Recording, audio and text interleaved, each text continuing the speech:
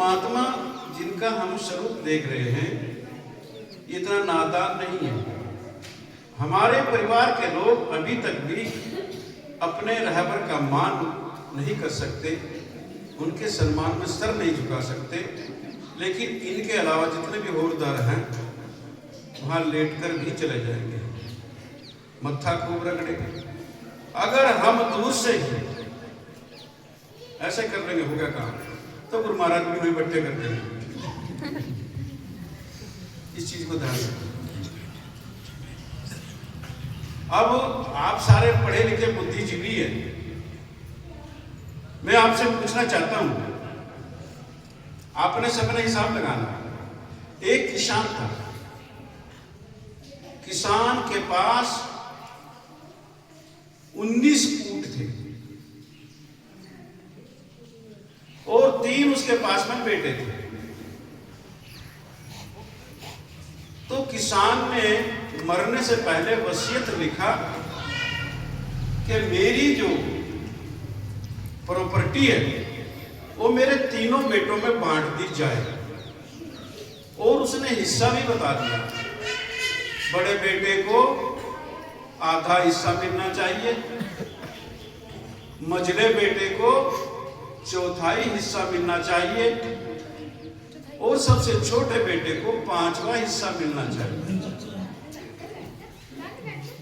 और तीनों का ऐसा बंटवारा हो जाए। अब समय आया, किसान अपना शरीर छोड़ गया। अंतिम अरदास में लोग एकत्र हुए, रिश्तेदार, घर परिवार के लोग। आज भी रिवाज है कि पगड़ी बांधते हैं। ये शुरू से चला आ रहा। तो पूछा गया इनकी वसीयत क्या थी? कि भाई वसीयत तो लिख के गए हैं, बड़े बेटे को आधा, मझले बेटे को चौथाई, और सबसे छोटे बेटे को 5वां हिस्सा मिलना चाहिए।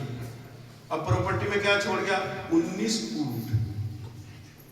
अब 19 ऊंट को बड़े बेटे को आधा बांट करके कैसे दिया?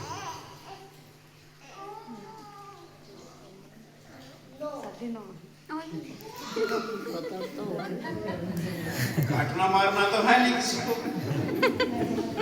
तो 19 ऊंटों में से बड़े बेटे को आधा कैसे दे, मझले को चौथाई कैसे दे, छोटे को 5वां हिस्सा कैसे दे?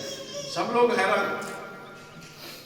अब सत्संग में हम लोग जाते ही, मेरे को यहाँ कई साल हो गए सुनाते सुनाते, पर बहुत पुराना जंग लगा हुआ, उसको उतरने में थोड़ा टाइम लगता है। पर एक चीज का ध्यान रखना, जिसको जंग लगा है ना उसी को खा जाता है, और किसी को नुकसान नहीं। अगर लोहे को, गटर को भी जंग लग गया तो वो गटर का नाश मार देगा। और वो जंग कैसे उतरेगा? इस सत्संग में उतरेगा। अब आपने सारी जिंदगी हो गई मत्था टेकते ही, भजन सुनते हैं, कीर्तन सुनते हैं, तो आपको इतनी बुद्धि तो होगी कि 19 ऊंटों को तीनों में कैसे बांटा जाए। नहीं मालूम है। तो जब वहां लोग इकट्ठे थे तो उनका एक परम मित्र था, जैसा राजेश है। उसने क्या समस्या खड़ी होगी, और मित्र तो मेरा चला गया भाई, अगर मैं उसकी विपत्ति में उसका साथ न दूं, उसके पीछे उसका साथ न दूं, तो ये तो मेरे मित्र के प्रति आघात होगा, विश्वासघात होगा।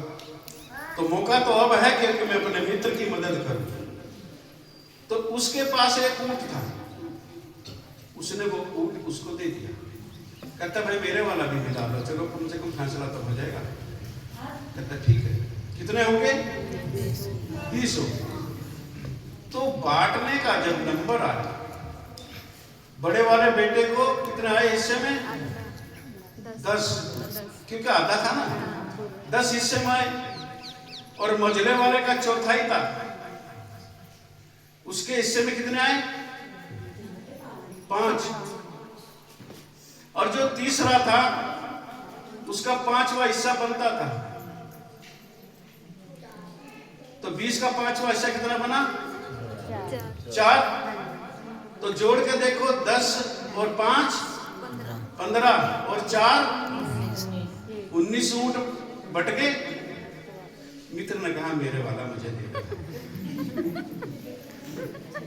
क्योंकि संतों का काम है दिल की गांठें खोलना, भ्रम से बाहर निकालना।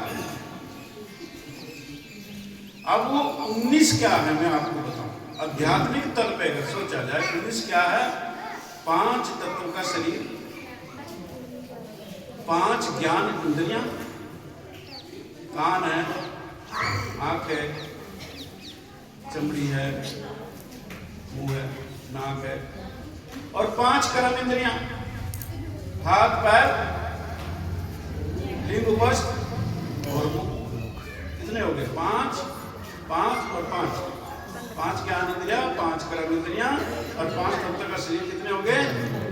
15 और 4 चतुष्टय, मन चित्त बुद्धि अहंकार। कितने हुए? 19। ये 19 के 19 बेकार हैं। क्यों बेकार हैं? अगर उसमें 20वां ना मिले तो। क्यों? 20वां अगर उसमें से निकल जाए तो लोग उठा करके उसको कंधे पे रख करके राम नाम सत्य बोलकर कह कर ले जाएंगे। तो उसमें कीमत कितने की है? 20वें की। अगर एक ज्ञान इंद्री, देखने वाली इंद्री नहीं है, काम चलेगा। सुनने वाली इंद्री नहीं है तो काम चलेगा। बोलने वाली इंद्री नहीं है तो काम चलेगा। लेन देन करने वाली इंद्री नहीं है तो काम चलेगा।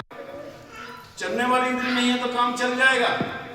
लेकिन अगर उसके अंदर एक ना हो जिसको हम परमात्मा का अंश बोलते हैं, चेतन बोलते हैं, रूप आत्मा अधिपुष्टि बोलते हैं, अगर उसके अंदर वह ना हो तो 19 के 19 बेकार है। उस 20वें को मिलाकर ही जब 20 बनते हैं तब ये चलता फिरता मंदिर है, ये तब ये काम करता है। ये जहां मर्जी जाए 20वें को मिलाकर ही इस शरीर की शोभा है। अब जिस दिन 20वां निकल गया तो उस दिन तो रिश्तेदार इकट्ठे होकर के ले जाएंगे। आया कुछ समझ में? उस 20वें की कीमत है जो 20वां अंदर बैठा हुआ है, वो सब कुछ जानता है। अच्छा बुरा वो सब कुछ जानता है। हम किसी को धोखा नहीं दे सकते, किसी से मुंह नहीं छुपा सकते, क्योंकि